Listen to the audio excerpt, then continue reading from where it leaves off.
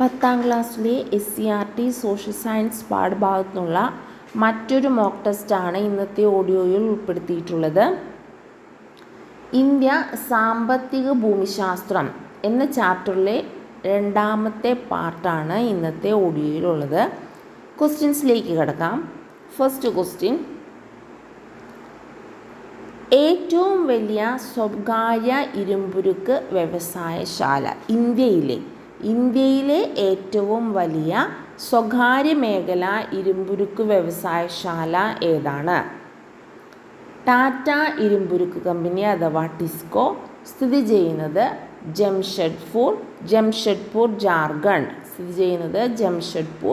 ജാർഖണ്ഡ്. പൊതുമേഖലയിലെ ആദ്യ ഇരുമ്പുരുക്ക് വ്യവസായശാല ഇന്ത്യയിലെ പൊതുമേഖലയിലെ ആദ്യ ഇരുമ്പുരുക്ക് വ്യവസായശാല ഏതാണ്? ഇന്ത്യൻ അയൺ ആൻഡ് സ്റ്റീലാണ്. ഇത് സ്ഥിതി ചെയ്യുന്നത് Paschima Bengal, Kulti, Paschima Bengal. Indian iron and steel company സ്ഥിതി ചെയ്യുന്നത് കുൾട്ടി, പശ്ചിമ ബംഗാൾ. ദക്ഷിണേന്ത്യയിലെ ആദ്യ ഇരുമ്പുരുക്ക് വ്യവസായശാല അതേതാണ്? Visvesvaraya iron and steel work, Bhadravati, Karnatakam. ദക്ഷിണേന്ത്യയിലെ ആദ്യത്തെ ഇരുമ്പുരുക്ക് വ്യവസായശാല ഏതാണ്? Visvesvaraya iron and steel works limited. Visvesvaraya iron and steel limited സ്ഥിതി ചെയ്യുന്നത് ഭദ്രാവതി, കർണാടക.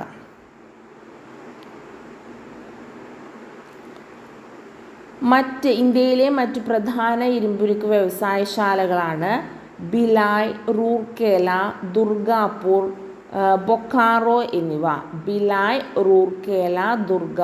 ബൊക്കാറോ ഇവ സ്ഥിതി ചെയ്യുന്നത് ഈ ഇരുമ്പുരുക്ക് വ്യവസായശാലകൾക്ക് സാമ്പത്തിക സഹായവും സാങ്കേതിക സഹായവും ഒക്കെ നൽകിയ രാജ്യങ്ങൾ. ഇതെല്ലാം വളരെ ഇമ്പോർട്ടൻ്റ് ആണ്. അപ്പോൾ അത് പഠിക്കാനായിട്ട് ഒരു കോഡ് നമുക്ക് നോക്കാം. ഇപ്പോൾ നമ്മൾ 3 ക്വസ്റ്റ്യൻസ് പഠിച്ചു. ഇന്ത്യയിലെ ഏറ്റവും വലിയ സ്വകാര്യ മേഖല ഇരുമ്പുരുക്ക് വ്യവസായശാല ടാറ്റ, പൊതുമേഖലയിലെ ആദ്യ ഇരുമ്പുരുക്ക് വ്യവസായശാല ഇന്ത്യൻ അയൺ ആൻഡ് സ്റ്റീൽ, ദക്ഷിണേന്ത്യയിലെ ആദ്യ ഇരുമ്പുരുക്ക് വ്യവസായശാല Visvesvaraya iron and steel works limited, Karnataka. ഇനി 4 കോഡുകളാണ് പറയാൻ പോകുന്നത്. ഒറുജ, ബിജറ, ഭൃതുബ, ജംബോ റഷ്യൻ സർക്കസ്. 4 കോഡുകൾ ഏതൊക്കെയാണ്? ഒറുജ, ബിജറ, ഭൃതുബ, ജംബോ റഷ്യൻ സർക്കസ്. ഇത് കാണാതെ പഠിക്കുക. അതിൽ നിന്ന് നമുക്ക് ഒരുപാട് ക്വസ്റ്റ്യൻസ് പഠിക്കാനായിട്ട് പറ്റും. അപ്പോൾ ഫസ്റ്റ് കോഡാണ് ഒറുജ. ഒറുജ എന്ന് പറഞ്ഞു കഴിഞ്ഞാൽ ഒഡീഷ, റൂർക്കേല, ജർമ്മനി. ഒറുജ എന്താണ്? ഒഡീഷ, റൂർക്കേല, ജർമ്മനി. ഒറുജ, ഒഡീഷ, റൂർക്കേല, ജർമ്മനി. റൂർക്കേല എന്ന സ്റ്റീൽ ലിമിറ്റഡ് കമ്പനി സ്ഥിതി ചെയ്യുന്നത് ഒഡീഷയിലാണ്. അതിന് സാങ്കേതിക സഹായം നൽകിയ രാജ്യമാണ് ജർമ്മനി. ഒറുജ, Odisha, Rourkela, Germany. Next one ബിജറ.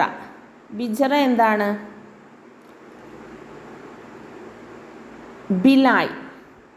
Bhilai സ്ഥിതി ചെയ്യുന്നത്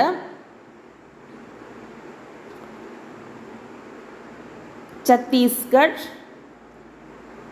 സാങ്കേതിക സഹായം നൽകിയ രാജ്യം റഷ്യ. ഭിലായ്, ഛത്തീസ്ഗഡ്, റഷ്യ. ബിജറ എന്താണ്? Bhilai, Chhattisgarh, Russia. Next one ഭൃതുബ. ഭൃതുബ എന്ന് പറഞ്ഞു കഴിഞ്ഞാൽ ബ്രിട്ടൻ, ദുർഗാപൂർ, പശ്ചിമ ബംഗാൾ. ദുർഗാപൂർ എന്ന സ്റ്റീൽ ലിമിറ്റഡ് കമ്പനിക്ക് സാങ്കേതിക സഹായം നൽകിയത് ബ്രിട്ടനും ഇത് സ്ഥിതി ചെയ്യുന്നത് പശ്ചിമ ബംഗാളിലുമാണ്. ഭൃതുബ, ബ്രിട്ടൻ, ദുർഗാപൂർ, പശ്ചിമ Bengal. Next jumbo Russian means Jharkhand. Jharkhand. Bokaro, Russia. അപ്പോൾ ജംബോ റഷ്യൻ എന്ന് പറയുമ്പോൾ ജാർഖണ്ഡ്, ബൊക്കാറോ, റഷ്യ.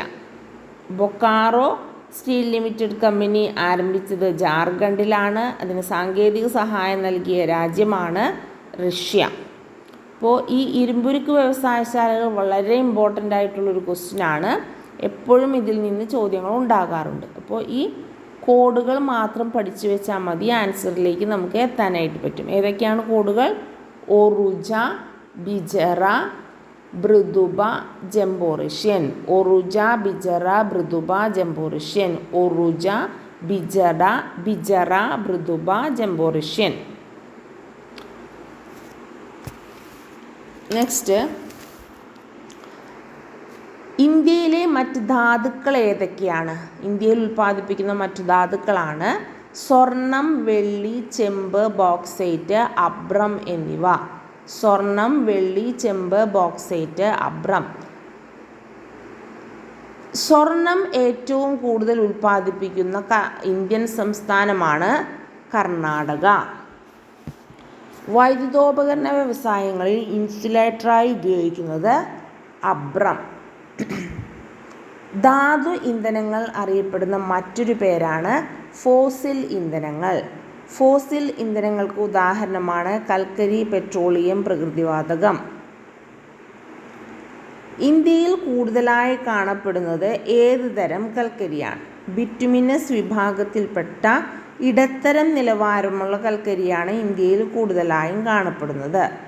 പ്രധാന കൽക്കരി ഉൽപ്പാദക സംസ്ഥാനങ്ങളാണ് പശ്ചിമ ബംഗാൾ, ജാർഖണ്ഡ്, ഒഡീഷ, ഛത്തീസ്ഗഡ്. പശ്ചിമ ബംഗാൾ, ജാർഖണ്ഡ്, ഒഡീഷ, ഛത്തീസ്ഗഡ്. ഇന്ത്യയിലെ ഏറ്റവും വലിയ കൽക്കരിപ്പാടമാണ് ജാരിയ, ജാർഖണ്ഡ്.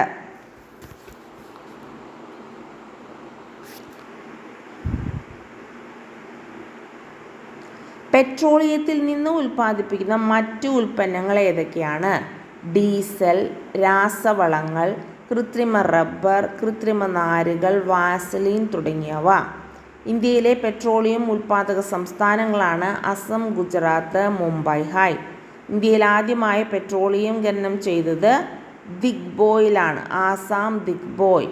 ഇന്ത്യയിലെ ഏറ്റവും വലിയ എണ്ണപ്പാടമാണ് മുംബൈ, മഹാരാഷ്ട്ര. ഇന്ത്യയിലെ ഏറ്റവും വലിയ എണ്ണപ്പാടമാണ് മുംബൈ, മഹാരാഷ്ട്ര. പെട്രോളിയം ഖനനത്തോടൊപ്പം ലഭിക്കുന്ന ഇന്ധനമാണ് പ്രകൃതിവാതകം. പ്രധാന ആണവ ധാതുക്കൾ ഏതൊക്കെയാണ്? Uranium, thorium. യുറേനിയം നിക്ഷേപം ധാരാളമായി കാണപ്പെടുന്ന സംസ്ഥാനങ്ങളാണ് ജാർഖണ്ഡ്, രാജസ്ഥാൻ, മഹാരാഷ്ട്ര. കേരളം, തമിഴ്നാട് തുടങ്ങിയ സംസ്ഥാനങ്ങളിലെ തീരദേശ മണലിൽ കാണുന്ന മോണോസൈറ്റ്, ഇൽമനേറ്റ് എന്നീ ധാതുക്കളിൽ നിന്നും ഉൽപ്പാദിപ്പിക്കുന്ന ആണവ ധാതുവാണ് തോറിയം.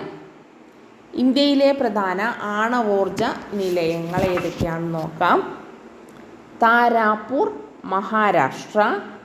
റാവത്ബേട്ട, രാജസ്ഥാൻ. കൽപ്പാക്കം, കൂടംകുളം, തമിഴ്നാട്. കൈഗ, കർണാടകം. കക്രാപാറ, ഗുജറാത്ത്. നറോറ, ഉത്തർപ്രദേശ്, UP. താരാപൂർ, മഹാരാഷ്ട്ര. റാവത്ബേട്ട, രാജസ്ഥാൻ. കൽപ്പാക്കം, കൂടംകുളം, തമിഴ്നാട്. കൈഗ, ഗുജറാത്ത്. കൈഗ, കർണാടക. കൈഗ സ്ഥിതി ചെയ്യുന്നത് കർണാടകയിലാണ്. കക്രാപാറ, ഗുജറാത്ത്. നറോറ, ഉത്തർപ്രദേശ്.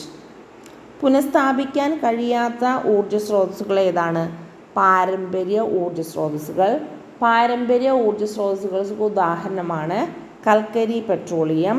പുനഃസ്ഥാപന ശേഷിയുള്ളതും ചെലവ് കുറഞ്ഞതും പരിസ്ഥിതി പ്രശ്നങ്ങൾ ഉണ്ടാക്കാത്തതുമായ ഊർജ്ജ സ്രോതസ്സുകളാണ് പാരമ്പര്യേതര ഊർജ്ജ സ്രോതസ്സുകൾ. പാരമ്പര്യേതര ഊർജ്ജ സ്രോതസ്സുകൾക്ക് ഉദാഹരണമാണ് കാറ്റിൽ നിന്നുള്ള ഊർജം, തിരമാലയിൽ നിന്നുള്ള ഊർജം, വേലിയോർജം, ജൈവവാതകം. നിർമ്മാണ നിർവഹണ സംവിധാനങ്ങൾ അടിസ്ഥാനമാക്കി ഇന്ത്യയിലെ റോഡുകളെ എത്രയായി തിരിച്ചിരിക്കുന്നു? അവ ഏതെല്ലാം? 4 തിരിച്ചിരിക്കുന്നു. ദേശീയപാതകൾ, സംസ്ഥാന ഹൈവേകൾ, ജില്ലാ റോഡുകൾ, ഗ്രാമീണ റോഡുകൾ. രാജ്യത്തെ വിവിധ സംസ്ഥാന തലസ്ഥാനങ്ങൾ, പ്രധാന നഗരങ്ങൾ, തുറമുഖങ്ങൾ തുടങ്ങിയ കേന്ദ്രങ്ങളെ ബന്ധിപ്പിക്കുന്ന പ്രധാന റോഡുകളാണ് ദേശീയപാതകൾ. ദേശീയപാതകളുടെ നിർമ്മാണ നിർവഹണത്തിന് ചുമതല വഹിക്കുന്നത് കേന്ദ്ര സർക്കാർ. സംസ്ഥാന തലസ്ഥാനങ്ങളെ ജില്ലാ ആസ്ഥാനങ്ങളുമായി ബന്ധിപ്പിക്കുന്ന പ്രധാന റോഡുകളാണ് സംസ്ഥാന ഹൈവേകൾ. ഈ റോഡുകളുടെ നിർമ്മാണവും പരിപാലനവും സംസ്ഥാന സർക്കാരാണ്. ജില്ലാ ആസ്ഥാനങ്ങളെ ജില്ലയിലെ പ്രധാന കേന്ദ്രങ്ങളുമായി ബന്ധിപ്പിക്കുന്ന റോഡുകളാണ് ജില്ലാ റോഡുകൾ. ഈ റോഡുകളുടെ ആസ്ഥാനവും പരിപാലനവും നിർവഹിക്കുന്നത് ജില്ലാ റോഡുകളാണ്. ഗ്രാമങ്ങളിലെ ആഭ്യന്തര സഞ്ചാരം ഉറപ്പാക്കുന്ന റോഡുകളാണ് ഗ്രാമീണ റോഡുകൾ. ഇന്ത്യയിൽ ആകെ റോഡ് ദൈർഘ്യത്തിൻ്റെ എത്ര ശതമാനമാണ് ഗ്രാമീണ റോഡുകൾ? 80% ഗ്രാമീണ റോഡുകളാണ്. ഗ്രാമീണ റോഡുകളുടെ നിർമ്മാണം വഹിക്കുന്നത് നിർമ്മാണ ചുമതല വഹിക്കുന്നത് തദ്ദേശ സ്വയംഭരണ സ്ഥാപനങ്ങളാണ്.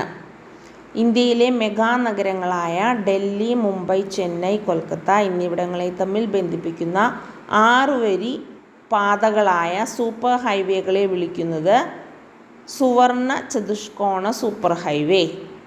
സുവർണ ചതുഷ്കോണ സൂപ്പർ ഹൈവേയുടെ ചുമതല വഹിക്കുന്നത് നാഷണൽ ഹൈവേ അതോറിറ്റി.